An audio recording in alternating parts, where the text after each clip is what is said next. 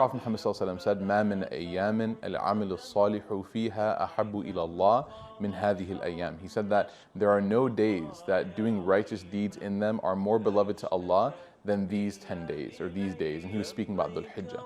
And so this is a really great opportunity for us to really get into the spirit of worship. You know, Shaykh al-Islam Ibn Taymiyyah rahmatullahi alayhi, he was once asked, what are the best 10 days? And he said, the 10 days of Dhul Hijjah. And then the questioner said, well, what about the last 10 nights of Ramadan?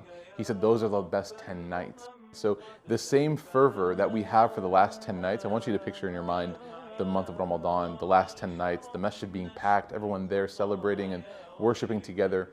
Those last 10 nights, really working hard to get close to Allah, we should have that same energy as a community for the first 10 days of Dhul Hijjah, according to this understanding of Shaykh al-Islam Ibn Taymiyyah.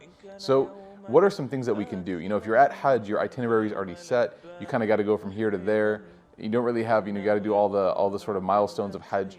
You don't really have a shortage of things to do, let's say.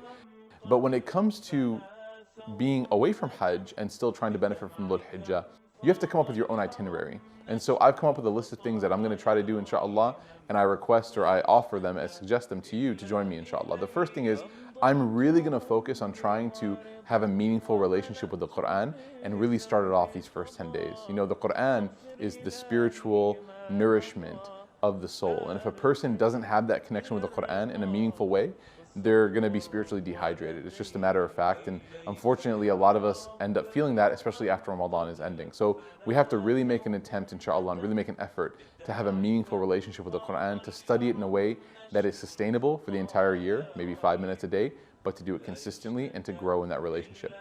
The second is to have a great relationship with the masjid. You know, Ramadan is super special for a lot of reasons, and one of those reasons is that everybody goes to the masjid and sees each other there and connects there. It becomes the hub for the community.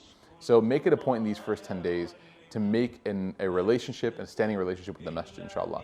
The third thing I'm going to try to do, inshallah, is repair any relationships that I have that perhaps have gotten sour, or for maybe an argument, or just broke apart for whatever reason, or just became stale over time due to distance or lack of communication, to reach out to people, ask them how they're doing, rebuild relationships, inshallah. This is one of the most underrated good deeds that a person can do, is to reestablish good relationships with people that they previously had and then for some reason just grew distant apart from them.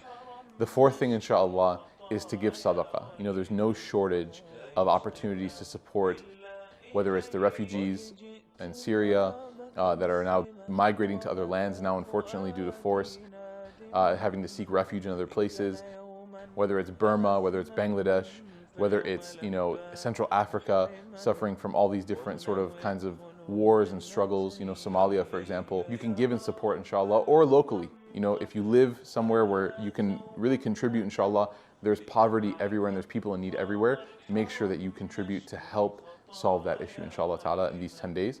And the last thing is fasting. You know, the Prophet Muhammad sallallahu alaihi wasallam, it was sunnah to fast these days, and especially on the day of Arafah, which is the 9th day. The Prophet Muhammad sallallahu alaihi wasallam was asked about the blessing and the virtue of fasting on this day of Arafah, and he said, "Yukaffiru as-sana al-madiya wal-baqiya." He said that doing this deed will expiate an entire year from previous and forthcoming. So you'll get that benefit of being able to get your sins erased from the previous year and the forthcoming year. What an amazing benefit that is for fasting one single day. So maybe gather an iftar, gather some friends, and do that, inshallah, and fast together. And fast as many days as you can, inshallah. And with that, if we focus on these 5 things, then I think we'll have put in so much effort and come close to Allah that celebrating Eid al-Adha on that day, on the 10th day, inshallah, will feel like an amazing opportunity, inshallah ta'ala, and we'll actually feel like we actually earned it and we worked hard, inshallah ta'ala. So with that, I say congratulations on making it to the month of Dhul Hijjah. Let's work hard, let's roll our sleeves up and get to work, inshallah, and I hope and pray that everyone has a great Dhul Hijjah. لا يشتكى إلا إليه